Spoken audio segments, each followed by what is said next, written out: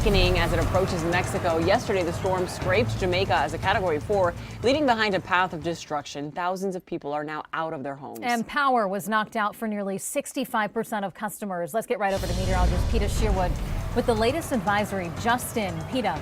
The latest advisory showing that it is still a Category 2 hurricane from the previous advisories with winds at 110 miles per hour. And it is still moving to the west-northwest at 20 miles per hour. We love this quick movement to the west-northwest because it is just not sitting over one spot for a short amount of time, a long period of time.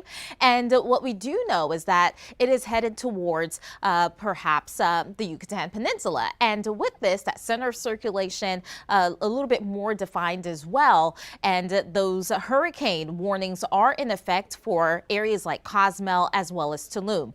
This is going to bring hurricane force wind speeds into the Yucatan Peninsula and making landfall by tomorrow morning as a Category 2 hurricane, likely to weaken as it interacts with land down into a tropical storm.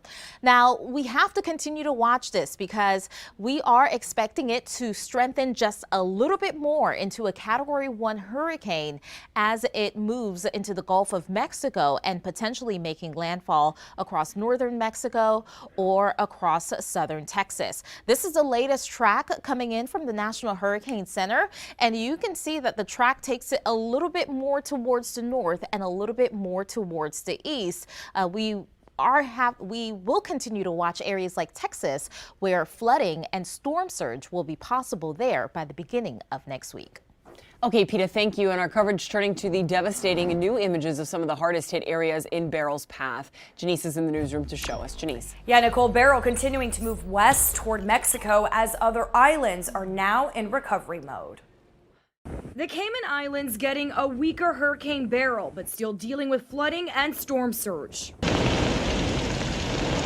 Images from the Cayman Islands showing trees uprooted and boats almost fully submerged. Some say it's a blessing they didn't get the worst of the hurricane. We started to experience some of the stronger winds sometime around about 4 in the morning, and then by 5 it was really blowing for a bit. We had very strong tropical storm force wind. But Beryl was a Category 4 storm when passing Jamaica with winds up to 140 miles per hour. Homes damaged and power knocked out for nearly 65% of customers. The U.S. ambassador to Jamaica says they are working with the Jamaican government to assess damage and help with recovery.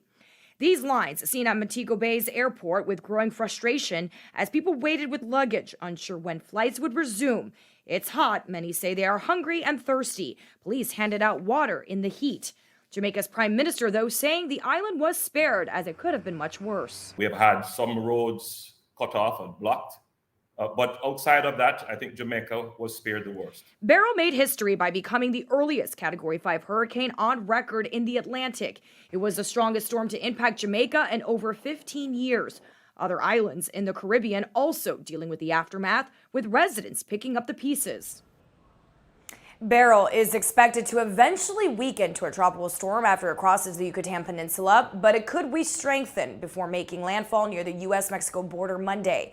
Life-threatening rip currents are expected in the Gulf Coast through the weekend.